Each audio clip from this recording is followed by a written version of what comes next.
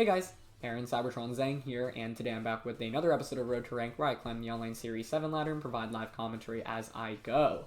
Today we're trying out a really fun team with Jynx and Articuno. This team was built by John who recently finished, I think, top 30 in the world in the Players Cup 3 online qualifiers, and with this exact team. And there are a lot of interesting components here. We've actually used Jynx and Articuno throughout Series 7 at this point already, I believe, but not in combination with each other. The Jynx team that we previously used, of course, was Francesco Pardini's team, and Articuno I think we used towards like the beginning of Series 7. So pretty cool to be able to combine those onto a team. There are a lot of cool synergies here. I mean, of course, Articuno can set up the Psychic terrain with Max Psychic, and then Jynx can use Expanding Force. By going for Max Psychics, you can also erase any potential like Electric or Misty terrains, and then that allows you to get those lovely kisses off with the Jynx. So that's a really fun combination. You, of course, can just go for like Fake Out Tailwind as well. And Articuno can really hit for a lot of damage, and I think it's a Pokemon that definitely hasn't seen too much play, but as a result, like often is kind of underrated. In fact, I think like we've played against both the Articuno and Marowak recently. That's one of the reasons why I wanted to feature this team, because they're not exactly the most common Pokemon in Series 7, but they can put in a lot of work against more meta teams. So to round out the team, you've got Porygon, Feeny, Kartana, Marowak, very standard Tapu Fini and Kartana set. The Porygon here has Shadow Ball, so we've run a lot of different sets on Porygon recently. You know, Foul Play Porygon, Giga Impact Porygon, Tri-Attack, Ice Beam, Thunderbolt are all kind of staple moves. So the Shadow Ball allows you to hit Ghost types and, Psychic types a little bit harder, especially something like Metagross, for example. And then to round out the team, you've got Marowak. We actually went up against Marowak in the last game of yesterday's episode. It's a really interesting Pokemon. Obviously can do a ton of damage, and honestly was probably a little bit slept on throughout all of Series 7. So eager to try it out here with, the Thick Club. It just does so much damage. Fire and Ghost is really, really good coverage in this format as well. So thank you to John for the team. He has posted a team report linked in the description below that's written both in Japanese and English, so feel free to go check that out. And as you can see, it's obviously a rental, so feel free to try it out yourselves. Thanks as always for watching Road to Rank. If you enjoyed, please show support by leaving a like in the video. I'd really appreciate it. And let's get started with today's episode. Question of the day, I want to know what Pokemon game you think had the best music / soundtrack. Let me know in the comment section below. For me, I feel like I'm probably biased just because I played through the end game so much of Gen 3 and Gen 4. Diamond, Pearl, Platinum, that era specifically, I feel like I really, really fall in love with the music. And there's a lot of good chill music as well as good battle music in that one. So that's probably my answer. But I think there are a lot of good answers to this question. So yeah, let me know your thoughts in the comment section below. I think with this team, it's pretty cool. You obviously have two means of speed control, so not only do you have Tailwind, but you also have Trick Room, and I think teams that feature both are really interesting because it's often really difficult to cover for both at the exact same time. So yeah, I think if you can figure out which one is better to leverage against your opponent, it can really give you a big advantage. So first game here, we're up against Nidoqueen, Galarian Moltres. That's pretty neat. Otherwise, Rillaboom, Metagross, Grimmsnarl, and Raichu. Okay. It's not a bad game for Marowak. Articuno struggles a little bit here. It's not terrible, though. I think Jynx and Articuno is still, serviceable here. But I am going to have to worry about the Moltres a little bit, right? I know one common mode with this team is just Jynx, Articuno, Porygon, Marowak. I could also go, Jynx plus Porygon as a lead. But I think Articuno may work because I could actually potentially set up Tailwind in this game. I guess the only problem is not bringing Tapu Fini, because this makes me pretty weak into my opponent's Moltres. That may be a problem. But the question is, who would I drop, right? It's kind of tough to drop anything for the Fini. So, if I'm up against the Moltres, I can go for Max Airstream into it. I can go for a lovely Kiss into it. That would be pretty ideal, actually. I can also set up Tailwind and let Marowak outspeed it, although if we were to do that, we'd probably want to stall out. Actually, I think Marowak's speed is low enough to the point where even with Tailwind up, I'm not sure it outspeeds the Moltres, so that might be a problem. But it's going to be a Grimmsnarl and Metagross, I'm happy to see that. Moltres lead could have been kind of scary here. So, I'll take it. Articuno's not really going to do that much damage here, but we get the Jynx out. I have fast Fake Out, so I could Fake Out into the Grimmsnarl immediately. In fact, just Fake Out plus Airstream here is kind of tempting, I think. Yeah. Fake Out plus Airstream, maybe just pick up a Knockout onto that immediately. Because I don't know if I really need to Dynamax the Marowak in the back. I guess I could also just Fake Out here and go for No, I really do want to Airstream here, because I don't want to risk a missing Hurricane. And with Life Orb, I actually think this would one-shot the Grimmsnarl, so let's see. Metagross here is kind of scary, but it's not the end of the world. I have Shadow Ball Porygon in the back, and I can just Lovely Kiss the Metagross the subsequent turn, right? So that's pretty good. If I can knock out Grimmsnarl, then it can't go for any taunts. Also can't set up screens, no shenanigans like that. So that's what we're aiming for here. Unfortunately, like, it's not the best lead for Jynx Articuno, just because, like, my opponent doesn't really take too much damage from, like, Psychic-type attacks. I think if you can spam Expanding Force with Jynx with this team, it's obviously really, really good, but I still like this. Like, I think it's fine. Yeah, I mean, I think it's best to just go for Fake Out and Airstream and a Grimmsnarl, because that presumably picks up a KO. If that picks up a knockout, like, Metagross, I don't think one-shots either of our Pokemon in return here, since we have the Focus Sash on Jynx, and I don't think a Max Hailstorm here or Max Lightning would one-shot the Articuno, and those would be your strongest options from the Metagross.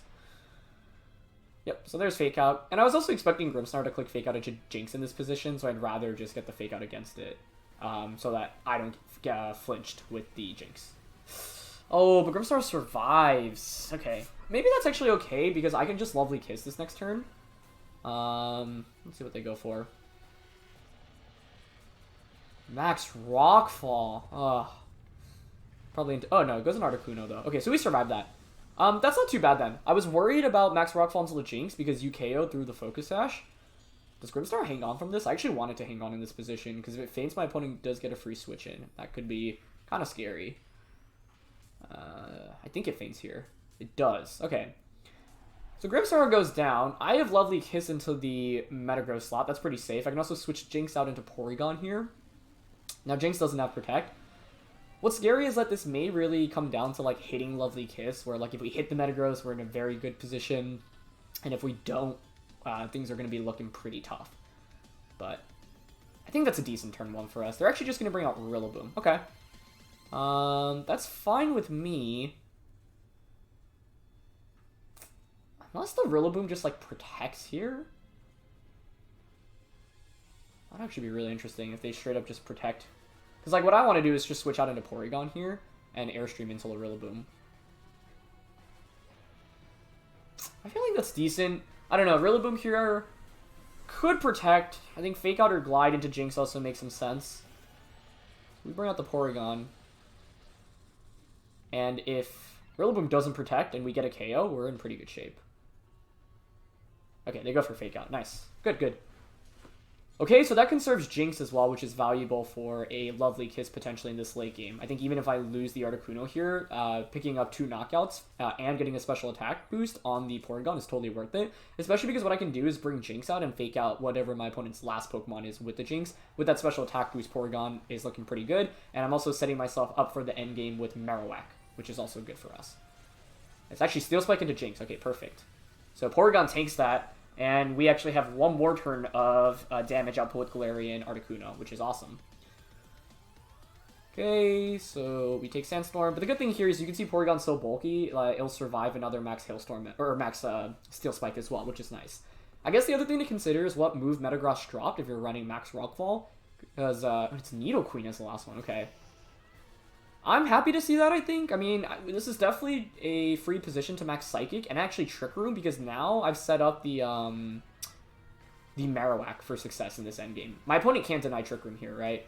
Nidoqueen probably wants to protect, but if it protects and I get Trick Room up, this Porygon actually just demolishes this endgame in terms of damage. So that's, once again, why Porygon's such a good Pokemon in this format. The ability to close out matches, especially if it gets a boost, makes it really difficult to deal with, in addition to the fact that it's so bulky and it can heal back consistent damage with Recover. So it is probably one of the toughest Pokemon in the metagame to go up against. That's why, like, fighting type attacks are really valuable. So Nidoqueen goes for Protect here, but that's honestly fine. Like, I don't mind just changing the terrain here outright and getting Trick Room up. I think there are a lot of different ways we actually could have approached this endgame, but I'm fine with this. If you actually, like, crit knockout Porygon, that's also fine, because the Articuno will just outspeed next turn, and I can just go for Freezing Glare. And with Marowak and Jynx in the back, like, the end game is looking pretty good for us. So this play basically covered all of my options. Yeah, they're going to go Steel Spike into Articuno. Perfect.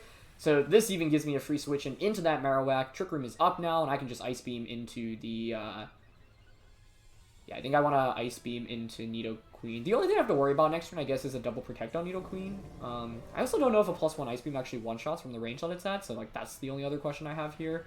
And I guess one downside by setting up terrain is that I can't go for fake outs with Jynx, but my plan is to close out the game at this point with Marowak and Porygon, right? Especially because we actually have the Shadow Ball on Porygon. So, content to just bring out Marowak here. And actually, I think we can just Flare Blitz in this position into the, Flare Blitz into Nidoqueen. We've only seen Rockfall, Steel Spike, so I don't know the rest of the moves on the Metagross yet. Yeah, I think Recover in this position is always fine, and Flare Blitz into Nidoqueen's fine. Because Porygon has the +1... Okay, they actually do go for the Double Protect, which is a good play on their end. Because if they got that, I don't know if the Marowak gets one-shot by Metagross, so like that's why I felt pretty safe about this.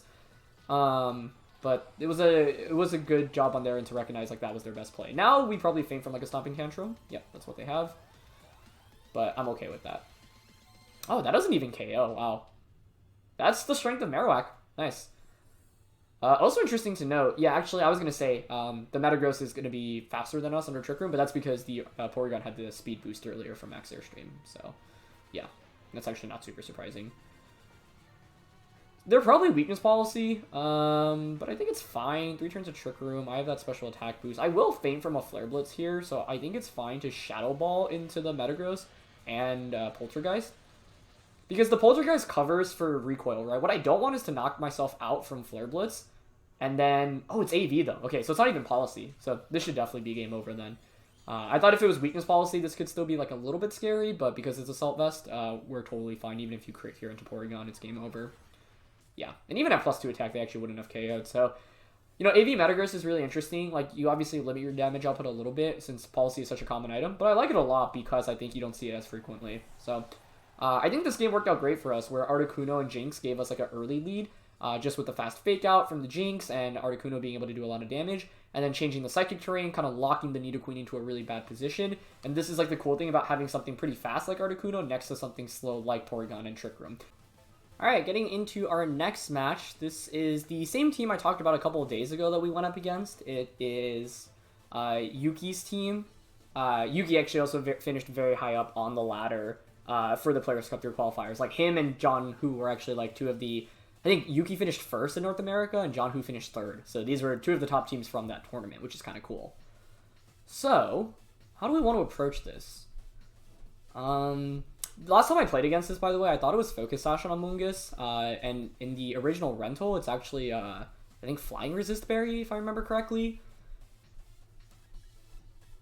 Regular Articuno works here, honestly. Like, regular Jynx plus Articuno is kind of interesting to me here. I don't know if I bring my own Porygon. It just doesn't do much. So, like, I'm thinking Jynx, Articuno, Tapu Fini, and Marowak. With... Ideally, we Dynamax Marowak. I think the problem, though, by picking this is that I am kind of exposed to Rotom Wash. Right? I don't have Cortana. Yeah, maybe Cortana was it, actually. The more I think about it, the more I think Dynamax Cortana is actually pretty good in this matchup. The main thing I'd have to watch out for is Incineroar, but because Articuno has competitive, it covers the Intimidate a little bit, right? It's like basically saying, okay, well, you probably have to bring the Incineroar to cover the Cortana, but I can leverage that by positioning my Articuno in the right spot. So, let's see. This is a really strong team that we're going up against, and, I mean, last time we played against it was a really, really tight battle. So I'm hoping... I mean, Lovely Kiss looks really good potentially in this matchup, right? So that might be huge. It's going to be Amoonguss and Porygon. Man, I mean, honestly, what I could do here is just max Psychic into Amoonguss and Lovely Kiss Porygon. Oh, okay, actually, the other part of the equation is if I can just knock out with a Freezing Glare onto Amoonguss turn 1. Is Amoonguss bulky enough to survive that? It's Life Orb Articuno, so I wouldn't think so. I could Hurricane, but it doesn't have any accuracy.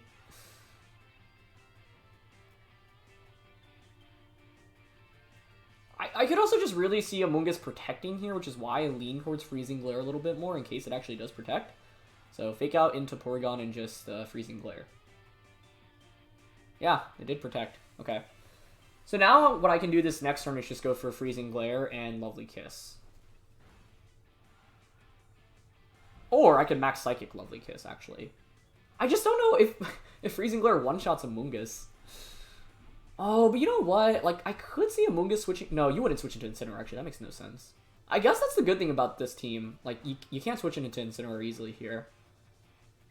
I really don't want to Dynamax the Articuno if I don't have to, but if it survives... Well, I suppose it's actually not the end of the world anyway, right? I would think Freezing Glare KOs, but if not, then I've learned my lesson. And I'll Lovely Kiss into Porygon here. The reason I don't want to Dynamax is because I have that Marowak in the back, which I think is actually a really excellent max option. Okay, so they go for Rage Powder. Maybe it does end up being Sashed. Okay, we get the Freezing Glare off. Nice. Sick animation. Okay. Alright, that's enough for a KO. Beautiful. If Lovely Kiss hits here, we are in really good shape, I think. Let's see. Ah, it is going to miss, though. Okay.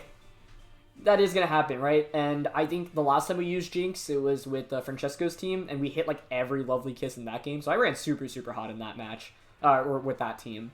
And Lovely Kiss's accuracy is obviously not incredible. It's only 75%, so you are going to miss a fair amount of time. I do think that was my best approach given the lead here. And I am happy because I haven't Dynamax yet, at least, and I think Dynamax Marowak is actually looking quite strong.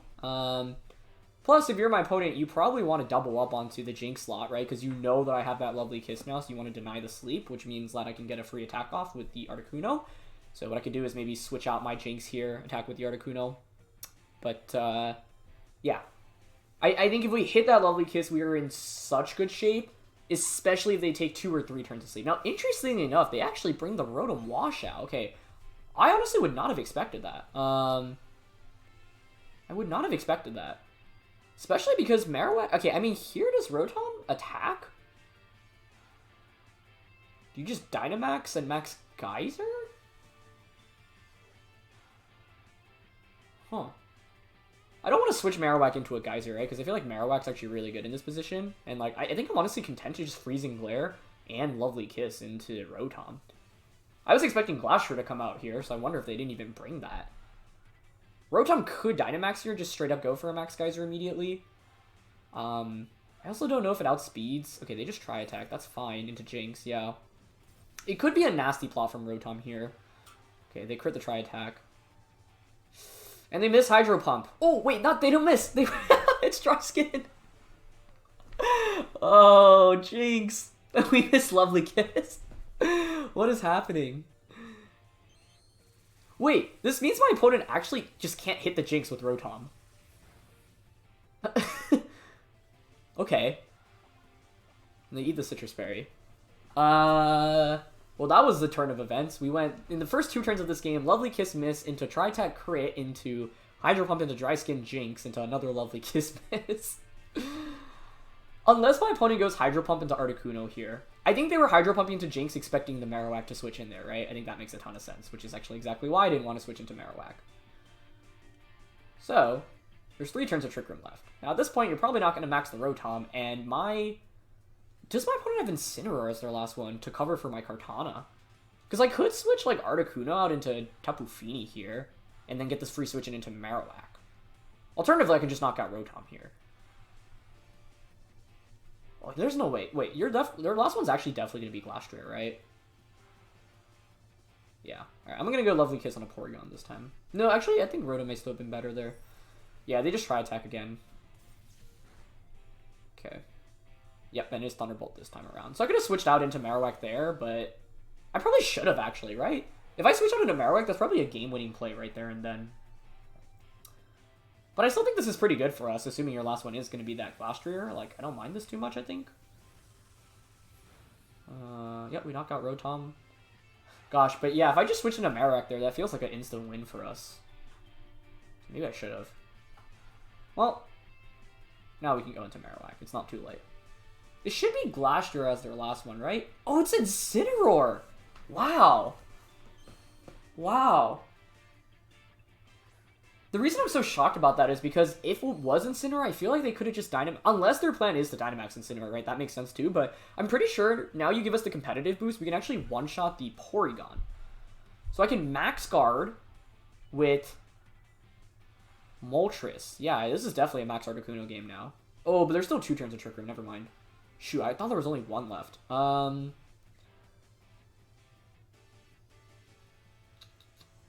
Does Max Darkness KO us? I guess that's the other question I have. Because I think if you're my opponent, you max the Incineroar and then you like max Darkness into Articuno ideally.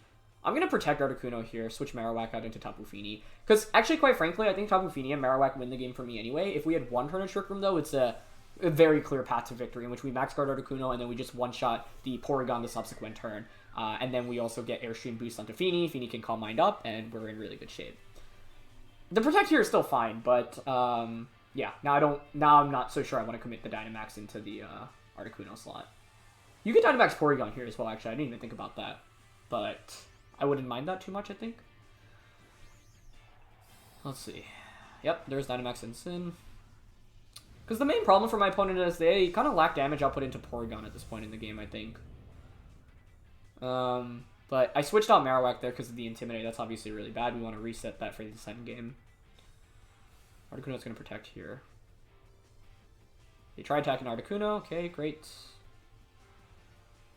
And it is Max Flare coming out. Maybe they don't have Max Darkness then. 120 down to 95, so that did 25 damage, but now the sun is up. So even if I Dynamax... I don't think I should Dynamax Articuno here. That's probably a little bit greedy. I think the best course of action is to Dynamax the Marowak at this point. I'm down to go for a double protect here. Because I think if you're my opponent, you're always targeting Articuno anyway, and if I get it, it's kind of just the insta-win. Even if I don't, it's totally fine. And I'm just going to Calm Mind here. They just end up forfeiting. Okay.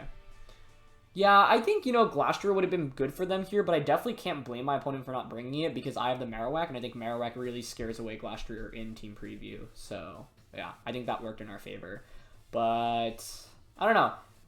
I think, you know, the Jynx plus the Articuno lead was really good for here for us, right? Because actually, if you look at my opponent's team, like, the only thing you can switch in into a Psychic type attack is that Incineroar, but if you switch in Incineroar, that's like where the synergy on this team is, right? You activate the competitive on Articuno. I figured my opponent might have wanted Incineroar in the back because Kartana looked like a really good pick for us in Team Preview. It's part of the reason why I actually didn't want to bring it because Incineroar counters Kartana so much just by itself that I was a little bit nervous to bring it. But we definitely had an ideal lead matchup. We missed the lovely kisses, but that was fine. And I think, you know, my opponent making the read of me switching out Jynx into Marowak was a really good you know, attempt at a read there. But I felt like I was in a safe position, and I figured I would actually, like, really throw away the game if I threw in Marowak, and all we needed was, like, a safe switch into Marowak. Which is why, like, you should always ask yourself, what's the worst-case scenario?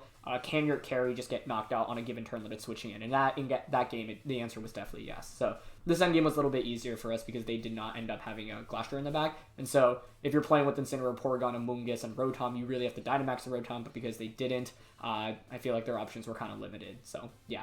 I think the lead really helped us in this one, and I think it's good that, you know, we were in a decent spot even after missing Lovely Kiss, because you don't always want to rely on just hitting Lovely Kiss to win the game, right? It should be a move that will just, like, accelerate the battle and give you a huge lead, but even if you miss it, ideally, like, it's not the end of the world. Now, sometimes you, of course, will just have to rely on it, but happy that, at least, despite a miss there, we were able to come out with a victory.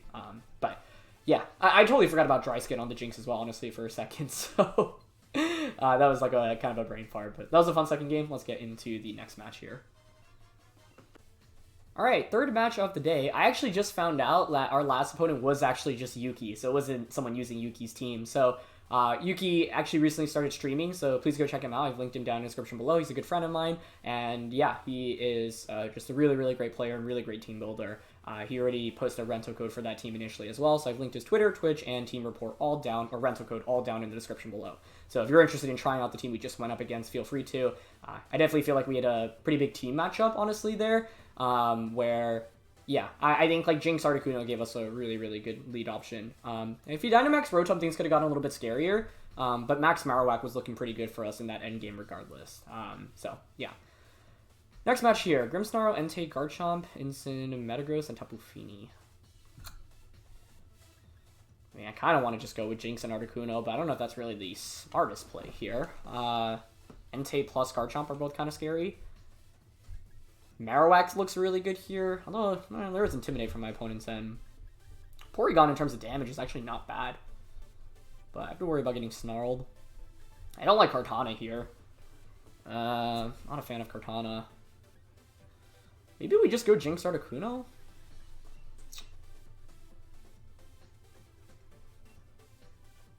It feels like a big mistake not bringing Tapu Fini here. Because I went Porygon and Marowak. Part of the other problem, when I was, getting to know the team, I think, like, opposing Tapu Finis can be a problem in the late game because I'm not bringing Cortana here.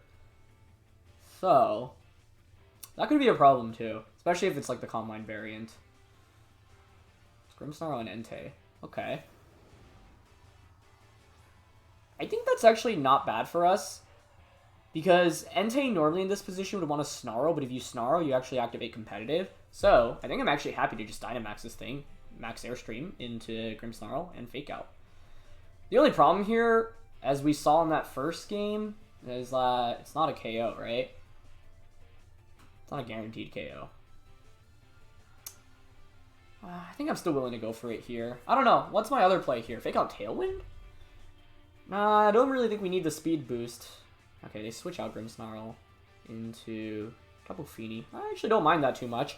Because what I can do next turn is just Max Psychic and Lovely Kiss. That's the cool thing about Articuno being able to change the terrain itself. But it's a good switch. I was going to say, I could Dynamax Entei, but that would be kind of nuts. You could Sacred Fire there into Jynx, but interestingly enough, like because the terrain is up, I actually can't get burnt, which is kind of nice. Okay. We get Articuno Dynamaxed. Oh, they are going to Dynamax Entei. Interesting. They're just slower. I guess it is max speed Articuno, right? So I shouldn't be super surprised by that. Because Max Rockfall here into Jynx would be a really nice play on their end. Yeah, this isn't great if they actually have Max Rockfall coming from Stone Edge. Otherwise, I think we're actually in decent shape. Even if you flare, if we hit Lovely Kiss, things are looking good. Although this is one of the games where like hitting Lovely Kiss might be really, like a really big deal. Oh, you know what my opponent can do next turn? They could actually just switch the Fini back out into Grimmsnarl to avoid me changing the terrain, which means I can't Lovely Kiss. That'd actually be really big brain. So I wonder if they recognize that play. They just max Quake. Okay, that's actually not too bad. Yep, onto Jynx. Because Airstream onto Fini is actually just a KO here, right? But if I actually put the Entei to sleep, it's so good. So I don't know if my opponent sees that as an option right now. If they see me changing terrain and going for a Lovely Kiss onto Entei. Let's see, I've got Porygon and Marowak in the back. Those are pretty good to have, especially Marowak. I will go for the Mindstorm play, and if they switch out into Grimmsnarl, props to them. The best I could have done around that would have been then to just go for, I guess, switch. No, I wouldn't even switch Jynx out. Because I think Jynx I'm sacrificing at this point anyway. So, like, I don't mind going for this. If they switch out into Grimmsnarl, kudos. I could have gotten an Airstream off. That would have been a significant chunk of damage, I suppose. I could have gone Airstream Ice Beam into Fini, but there is a world in which I see Fini protecting here. Yeah, exactly.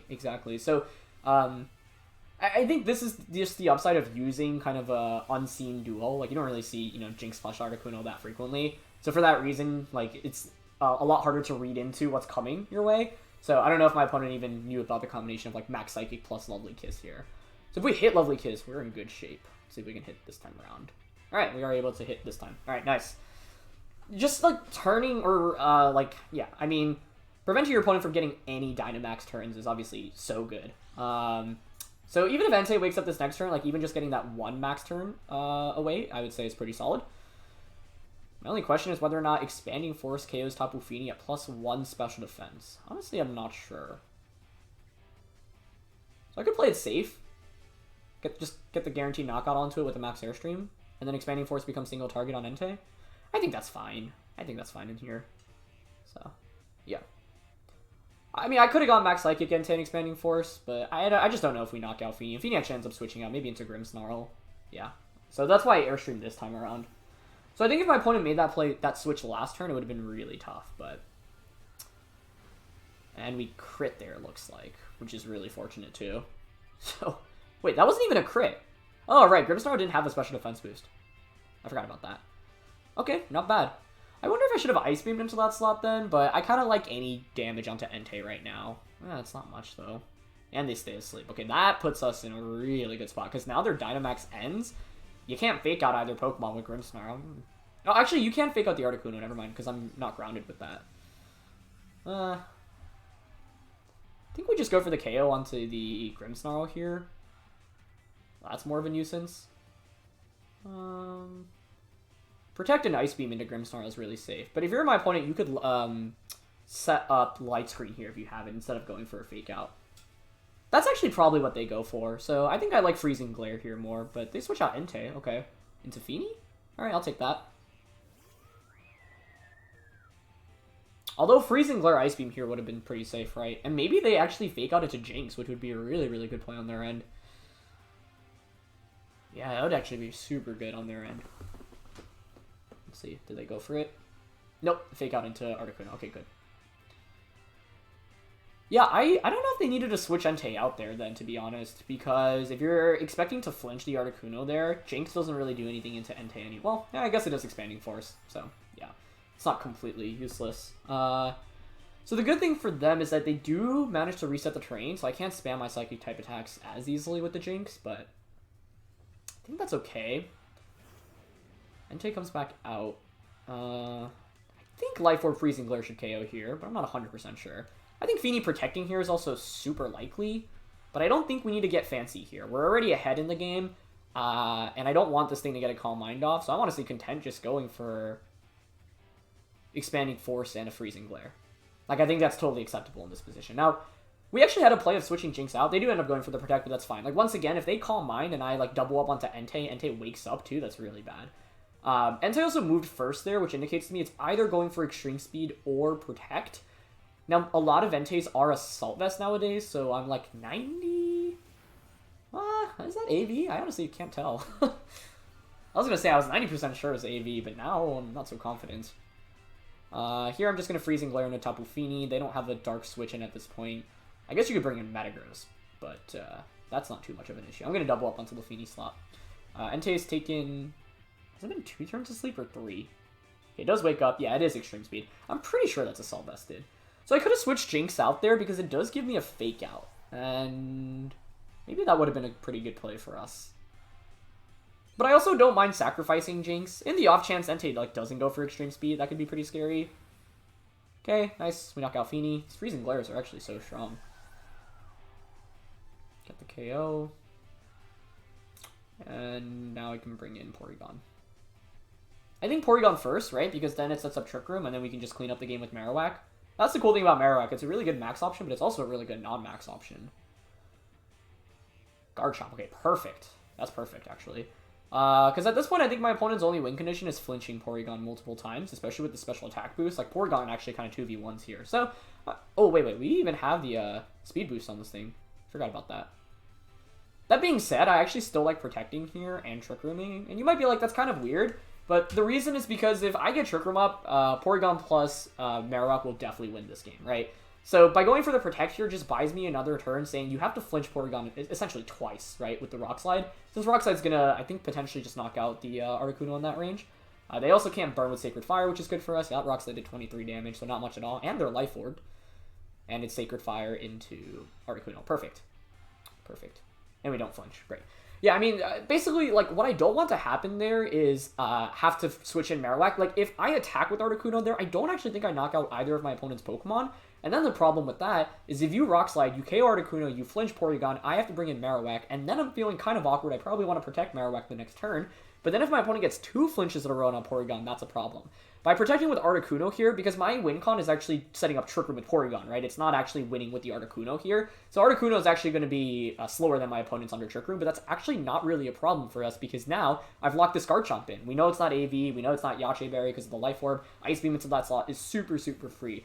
And Porygon sets up these endgames where your opponent really just lacks great damage to knock it out. So even though we had a fast Articuno here, I thought Protect was a little bit more valuable. You know, most of the time we're going to win this game anyway. We actually even get a Sacred Fire dodge, which is kind of fortunate.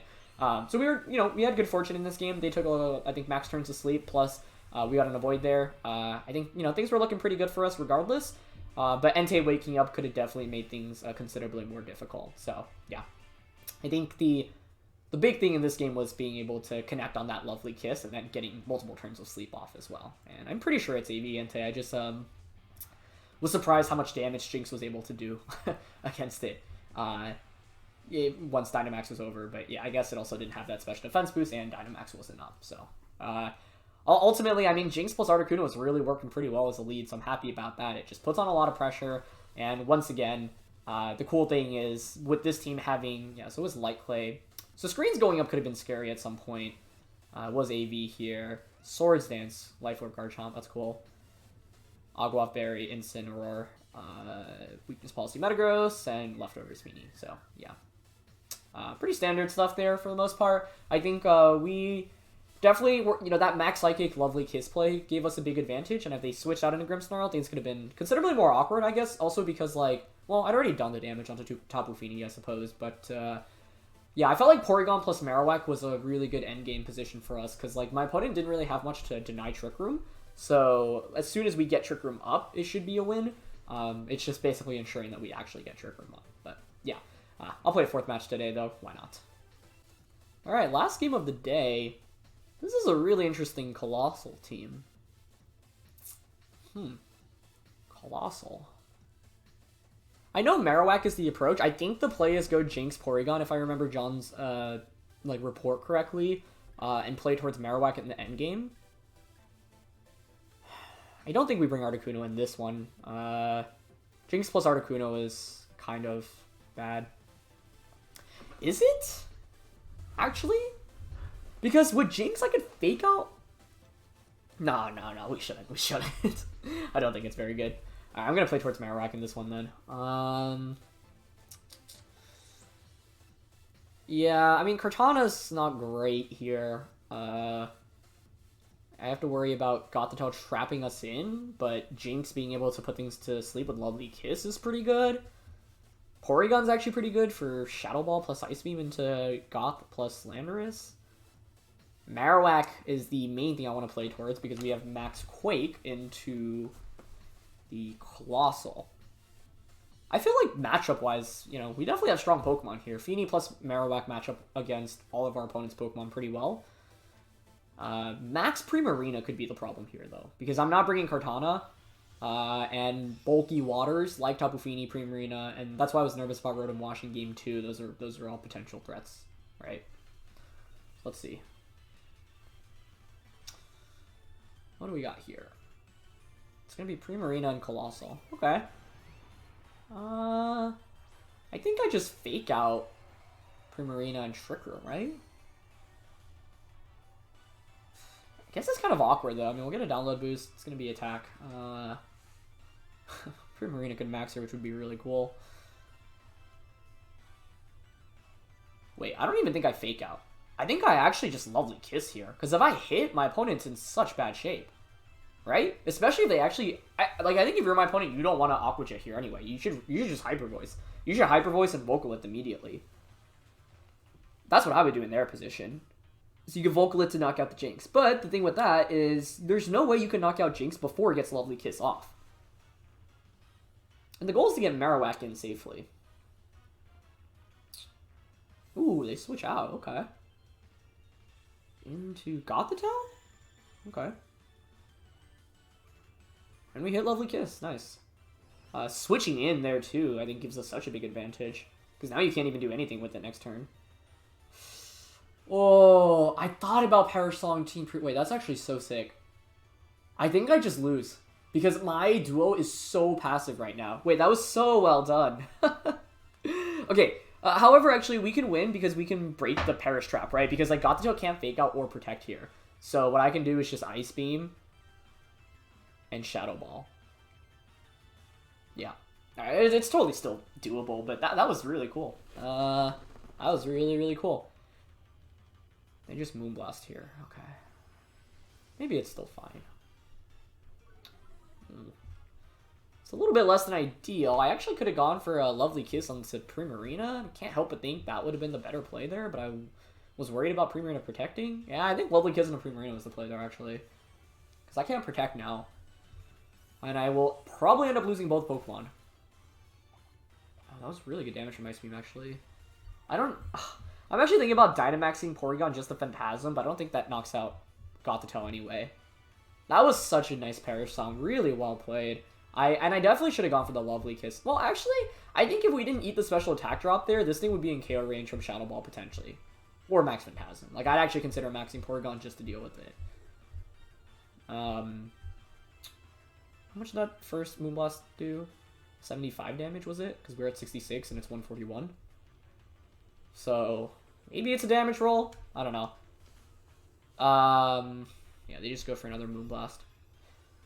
That was so smart, honestly. I think Primarina, Cole, Gothitelle is actually such a cool combination because it's like you put on offensive pressure with Primarina, you can Aqua Jet with Primarina, and you can Perish Song. There's so many options right from turn 1. Okay, Gothitelle does stay asleep for another turn, but it's already too late because I'm already on the last turn of Perish on Porygon, which is a problem, right? I think it's going to be really tough to win. Actually, yeah, like my Pokemon are just way too passive here, I think. If you're my opponent now, what do you do? What do you do? Do I Dynamax Marowak here? That doesn't make much sense, does it? Because you're going to faint this turn with both Pokemon. You have to switch. Okay, I'm down to Protect Trick Room, because I have Marowak under Trick Room against my opponent's team. Now, Marowak's going to faint. Or sorry, Porygon's going to faint, but I'll have a 2v3. Well, they could double switch here, actually. But my opponent's in an awkward spot where it's like, do you actually really want to switch in against Marowak right now? Oh, wait, did they have Incineroar? Is that Incineroar? That's not good. I need to, like, to predict that, though, I would have needed a Flare Blitz. Oh, but I have Feeny in the back, so it's okay.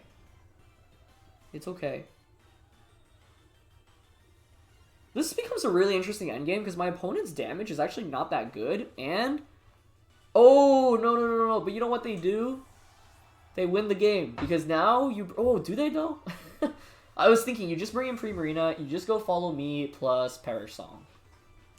But, if I just knock out your Amoonguss... Amoonguss could protect here. I need to pick up a knockout this turn, I think. Oh, they bring in Colossal, actually. Okay. I think I'm okay seeing that. But the question here is, do I just Max Quake or Max Flare into Amoonguss, Calm Mind, Tapu Fini feels really safe here. Max Flare into Amoonguss, Calm Mind. Okay. Wait. Oh man, shoot, Marowak outspeeds. Me setting up Trick Room, well, kind of had to, right? Because if I don't set up Trick Room, that's a problem. And I think, like, Tapu Fini could still win this. I don't know. If Amoonguss protects here, I lose, I think. So I don't know if my play here was the best. I don't think I could Dynamax the Fini. Oh, maybe I could. But then you could just Max Flare, and then I would activate Steam Engine and Weakness Policy, which isn't ideal. I think it may have been better to just Max Quake here with Marowak. Gives me another special defense boost and play towards the Tapu Fini endgame. I don't know. Okay, they go for Rage Powder, so I'm happy to see that. Because a Protector would have been bad news, like very bad news for us. Okay, we get Calm Mind off. That's good. That's solid. We're gonna Vocalith, yep. Oh, the Vocalith damage really adds up on Marowak though, right? Oh gosh, that's way too much damage.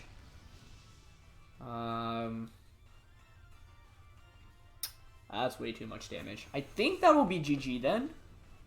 Well, still not technically. Oh, are they Sash Amoonguss there? Look like it, right? Well played. Really well played. That was so... Like, my opponent had such a good game plan here. And I fell into the trap of Perish Song. Because I could have gone Lovely Kiss onto Primarina turn 1. Or Fake Out in that slot. But as soon as you bring out Gothitelle and I have Jynx and Porygon out, I'm in really bad shape. That's like the beauty of a turn 1 Perish Song against a really passive lead combination like what I brought. Oh, but you know what we can do here? This is interesting. I can Max Guard and Muddy Water here. Normally, you don't want to Muddy Water because you're going to activate Weakness in Policy and Steam Engine. Oh, I missed the play here. You know what the play was? The play was to just Muddy Water and Max Quake because I would have given Colossal the boost immediately. And then Max Quake, I think, just KOs. Oh, I forgot about the dynamic speeds there. That would have won me the game. That actually would have just won us the game. Because Muddy Water, like, I don't care about what Amoonguss does in this position. It's useless. I should have thought a little bit harder there before max guarding. They do Quake into Marowak, though. Okay. So, we can actually still make, like, a similar play. But at this point, I think I faint from the Volcalit chip, like, added up. I'm sad I missed that, actually. Because, yeah. That's actually just a game-winning play straight up.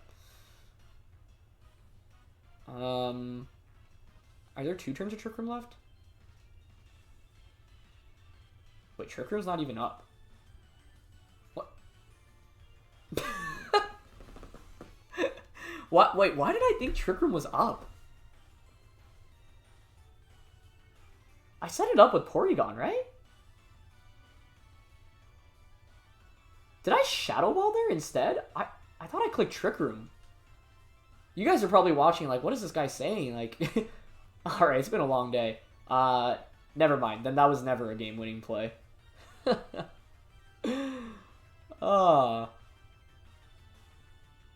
the play was to Calm Mind and Flare Blitz. Maybe. Wait, am I tripping? I really thought I set up Trick Room. Why did I think that? I'm actually gonna rewatch the footage after this and see what happened, because I swore I set up Trick Room. Did it just expire?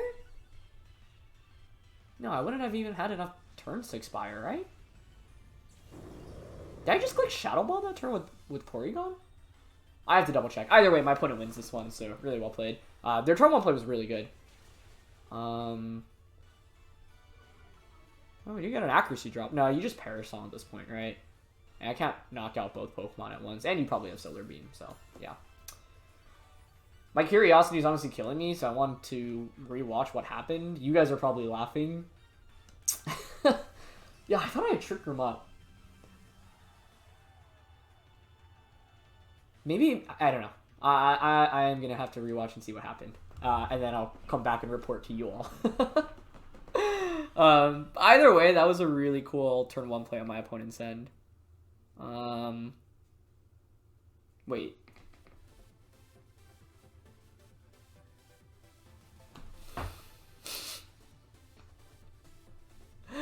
I realize what happened now. Because I set up Trick Room on turn 1. Yeah. I didn't get it up again. I think I ended up reversing my own Trick Room. I think that's what happened. Wait. Now, I'm going to rewatch the footage.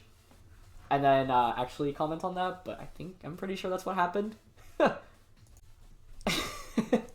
I just rewatched the footage and I'm editing this to add it at the end of that last video. But yes, I indeed did reverse my own Trick Room, which I completely forgot about, because when I clicked Trick Room the second time, I thought I was just setting it up initially, which is so funny to me. That also explains why Colosso Dynamaxed before Marowak.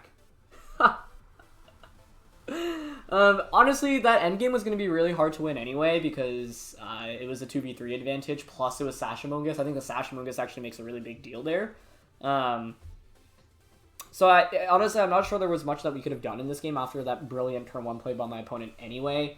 But yeah, I was super confused at the moment, because I was like, oh, I found such a smart play. But that makes me feel a little bit better, because it means that play didn't actually exist. If Trick Room were up, then yeah, what we could have done was Muddy Water, get the Colosso speed up. But I should have realized that soon. As the speed order went out, I was like, yeah, why is Marowak slower? Why is Feeny going before Colossal? Like, I should have process that a little bit harder and just double check my Trick Room indeed was up. So kind of a silly mistake there, but you know, that's why I include these in these videos. I always make mistakes as well, especially over playing multiple games over a period of time. So let that be a lesson to just double check the board condition every time, and get into the habit of just checking everything that's on the field on a turn basis, even if you're confident. And I should have done that. To be honest, I'm not sure what else I could have really done in that match anyway. Because I think Sashamungus makes... I guess I didn't know my opponent was Sashed until that point, though. So, yeah, I guess maybe if I just Calm Mind Feeny... it's still a really tough endgame, but I think Calm Mind Feeny, just Flare Blitz Amoonguss, they Vocalit into Marowak, KO Marowak, and then I Moonblast into Amoonguss, but then they bring in Primarina, Self Aqua Jet. Yeah, it's still a problem. So, I'd just sit on it a little bit more and think about, how we would win that. I mean, I also did reverse my Trick Room, right? That was probably the other critical error, but we only had 1 turn left anyway, so I don't actually think it made much of a difference, if anything, there. Oh, you know what it would have been it? Instead of Trick Rooming there, because that actually accomplished nothing, it would have been Ice Beaming into the Marowak switch, or the Amoonguss switch it, because that breaks a Sash. Yeah, that was the play then. Or at least a one better play that I could have made. Because I wasted, like, a turn, basically reversing my own Trick Room, right? Because I totally forgot I already set it up at that point. Perish Song just had me so frazzled. So if I Ice Beamed into a Amoonguss slot or Shadow Ball, it covers for a switch and I get a little bit of chip damage onto Amoonguss, then Marowak can Flare Blitz it. The Amoonguss is relatively useless. Now, my opponent could still easily win because they could just protect Amoonguss in that position, so it's not like it guarantees us to win or anything, but at least it would have been a better play than what I ended up doing, which was very carelessly reversing my own Trick Room. So that was a funny match, but I think that's the beauty of Perish Song. My opponent led so well. They played turn 1 so well. Like, that was just a beautiful switch out. I love the Pre-Marina Colossal got the core. Like, that's really neat. So, full credit to them. Like, they executed really well. I did not see that turn 1 coming, and I'll be more prepared next time I play against, like, Pre-Marina Cole stuff. But it was a really cool team from there. And, you know, we just used Santee's Azumarill Cole, got the Perish stuff, but Pre-Marina definitely adds, like, a new component to the equation, because you would actually potentially do some good damage with it as well. So, that is going to be it for this episode. Thank you to John for the team. Once again, please go check out the team report and the rental code linked in the description below. Thank you to him as well. And leave a like as always if you enjoyed. Don't forget to answer the question of the day, and I'll see you all next time. All right, peace.